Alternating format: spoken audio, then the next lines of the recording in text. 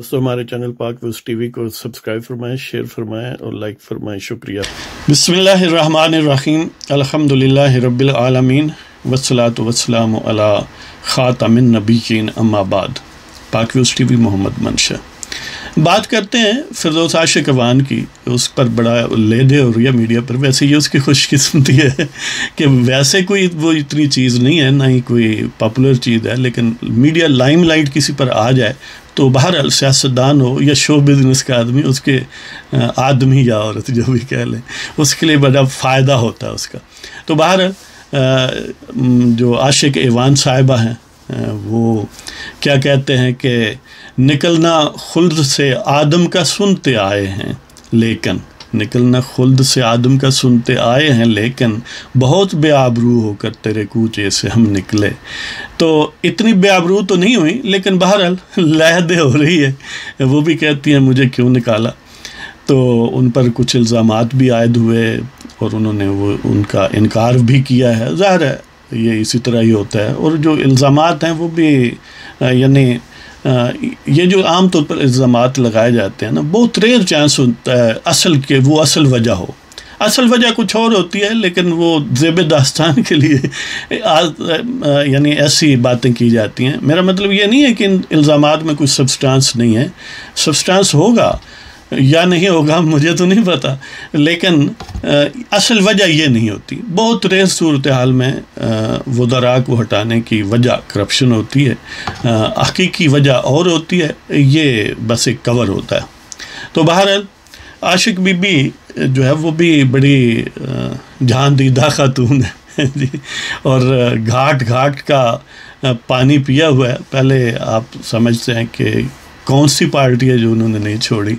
کہ Peoples party, کیو league اور پھر پی ٹی آئی، اور اس دوران یہ جو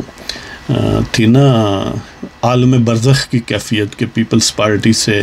کم و بیش آؤٹ ہو چکی ہیں اور پی ٹی آئی میں ابھی شامل نہیں ہوئی تھیں، تو اس دوران نون لیگ کے ساتھ بھی بڑی راو رسم تھی اور کم و بیش معاملات طے ہونے کے قریب تھے، لیکن پھر ادھر سودا جو ہے وہ بہتر مل گیا۔ تو اس وجہ سے وہ عموماً اپنے ایوینیوز جو ہیں وہ اوپن رکھتی ہیں، اور اب اگر پی ٹی آئی میں ہیں تو یقین کریں کہیں نہ کہیں لنک وہ دوڑا رہی ہوں گی کہیں، اور جو ہی وہ موقع ایسی صورتحال آئے گی وہ پی ٹی آئی کے ساتھ اس کے اختلافات پیدا ہونے شروع ہو جائیں گے۔ آپ کو یاد ہوگا کہ جو اپنا جہانگیر ترین کی تھی نا کیمپین، اس کے بیٹے کی، وہ ایم این اے بننے والی ضمنی الیکشن میں، یہ جناب اس وقت وہاں پر موجود ہوتی تھی۔ اب دیکھیں جہانگیر ترین کے ساتھ کوئی اس کی راو رسم پہلے نہیں تھی، لیکن یہ ہے کہ وہ چکنا کام جہاں پر ہو تو ظاہر ہے صورتحال پھر ایسی پیدا ہو ہی جاتی ہے۔ تو عاشق بی بی صاحبہ وہاں پر ان کو اپنی سروسز پرووائڈ کر رہی تھیں کہ کنویسنگ وغیرہ اور الیکٹورل یعنی صورتحال میں مدد فرما رہی تھی۔ مطلب یہی تھا کہ پی ٹی آئی میں کوئی لائن جو بنتی ہے تو چلو جہانگیر ترین کے ساتھ وابستہ ہوں۔ الٹیمیٹ اشیرباد ظاہر ہے بھٹو کی بھی تھی کہ وہ آخر علاقائی راہ و رسم بھی ہوتی ہے، اور ہمارے سیاستدانوں میں تو علاقائی نہ بھی ہو تو بھٹوں کے ساتھ تو گویا چولی دامن کا تعلق رہتا ہی ہے کہیں نہ کہیں بہت ساروں کا۔ اسی طرح پھر جب پی ٹی آئی میں انٹر ہو گئیں اور اس پوزیشن پر بھی پہنچ گئیں جو انہوں نے چاہی، تو انہوں نے وہ جو گلابی روحانیات کا مرکز ہے وہاں بھی اپنی راو رسم پیدا کی، وہاں بھی یعنی ضرورت کے مطابق اگر کوئی پھونک شوک مروانا ہو ہے جی،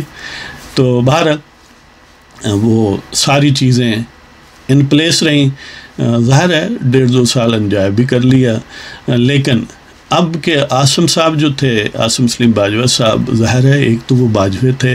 انلیس کہ کوئی اس کے کاؤنٹر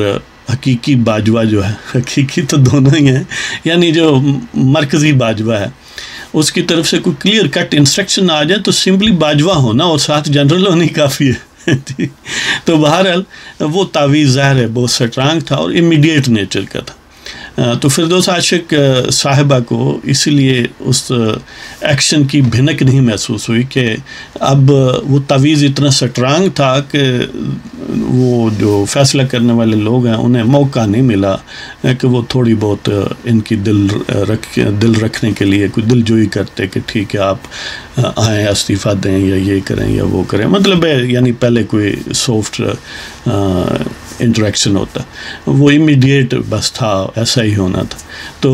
اس لیے عاشق بی بی صاحبہ جو ہیں ان کی ویسے تو بہت ساری چیزیں نکالی جا سکتی ہیں، جی ان یہ الزام تھا وہ الزام تھا، یہ الزامات نہیں ہوتے کسی کو ہٹانے کے لیے، اصل وجہ یہی تھی کہ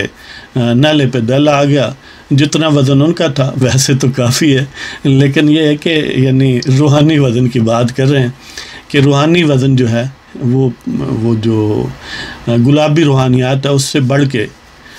وہ جو عسکری روحانیات ہیں ان کا ظاہر ان کی تاثیر زیادہ ہے، اور جس طرح ہائی پوٹینسی دوائی ہوتی ہے نا امیڈیٹ اثر ہوتا ہے اس کا۔ ایک شعر پھر اسی حوالے سے کہ بھرم کھل جائے ظالم تیرے قامت کی درازی کا، بھرم کھل جائے ظالم تیرے قامت کی درازی کا، اگر اس ترائے پر پیچ و خم کا پیچ و خم نکلے۔ یعنی سارے جو